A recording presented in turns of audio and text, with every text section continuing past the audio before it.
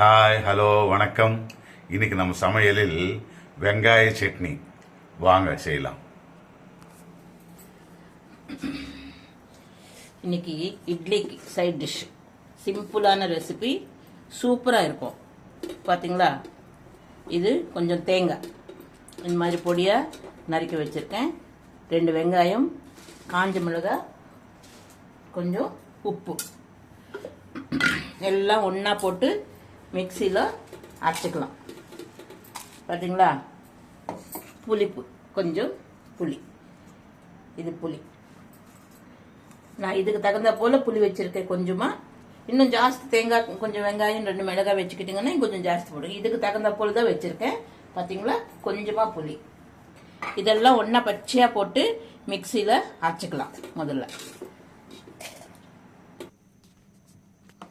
பார்த்தீங்களா, நைஸாக அரைச்சிட்டேன். எல்லாம் பச்சையாக வச்சு வெங்காயம், கொஞ்சம் தேங்காய், கொஞ்சம் புளி, உப்பு போட்டு அரைச்சி வச்சிருக்கேன். தேங்காய் சட்னி ஹோட்டலில் வைப்பாங்க இல்லைங்களா, தேங்காய் வெங்காய சட்னி. வெங்காயம் போட்டு தேங்காய் போட்டு கொஞ்சம் புளி வச்சு அரைச்சிக்க வேண்டியது. எல்லாம் பச்சையாக அரைச்சிட்டு இப்போ நம்ம தாளிச்சிக்கலாம். தேங்காய் வெங்காய சட்னி நல்லா இருக்கும், சூப்பராக இருக்கும். ஆனால் பச்சை மிளகாய் வைக்காதீங்க, காஞ்ச மிளகாய் தான் வைக்கணும். பாருங்க, காஞ்ச மிளகாய் வைக்கணும், பச்சை மிளகாயெல்லாம் வைக்கக்கூடாது. நல்லா இருக்கும், டேஸ்டாக இருக்கும். இட்லிக்கு வச்சு சாப்பிட்டோம்னா சூப்பரான டேஸ்ட்டு. சிம்பிளான ரெசிபி, சூப்பரான டேஸ்ட்டில் இருக்கும். நீங்கள் ஸ்கிப் பண்ணாமே பார்த்தீங்கன்னா தான் உங்களுக்கு நல்லா தெரியும். நான் 2 ஸ்பூன் எண்ணெய் விட்டுருக்கேன், போதும். நிறைய எண்ணெய்லாம் சாப்பிடக்கூடாது. இது கடல் எண்ணெய், செக்கில் வாங்கினது. இல்லைன்னா நாங்கள் சஃபோலோ, கடல் எண்ணெய், நல்லெண்ணெய் 3 எண்ணெய் யூஸ் பண்ணுறோம். இன்னைக்கு கடல் எண்ணெய். இதுக்கு தாளிக்கிறதுக்கு சிம்பிளாக நம்ம ஆஸ் யூஷுவல் கடுகு, கொஞ்சோண்டு சீரகம், அதுதான் நம்ம தாளிக்கிறதுக்கு எப்பவுமே போட்டிருந்தா. இதில் உளுத்தம் பருப்பு அதெல்லாம் தேவையில்லை.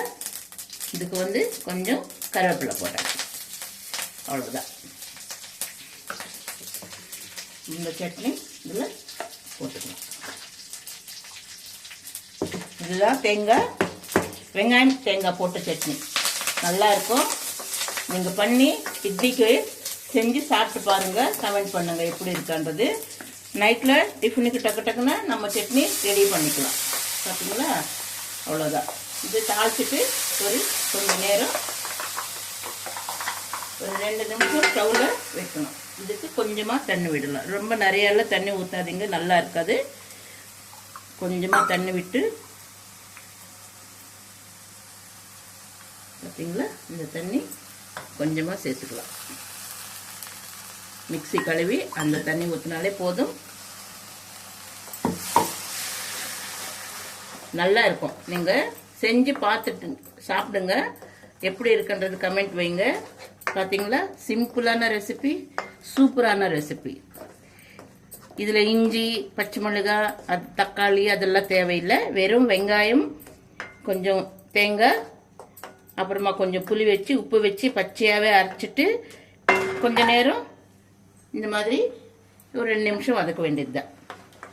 அதுக்காக ரொம்ப நேரம்லாம் வேண்டாம், கொஞ்ச நேரம் அந்த பச்சை வாடை போகிற வரைக்கும்,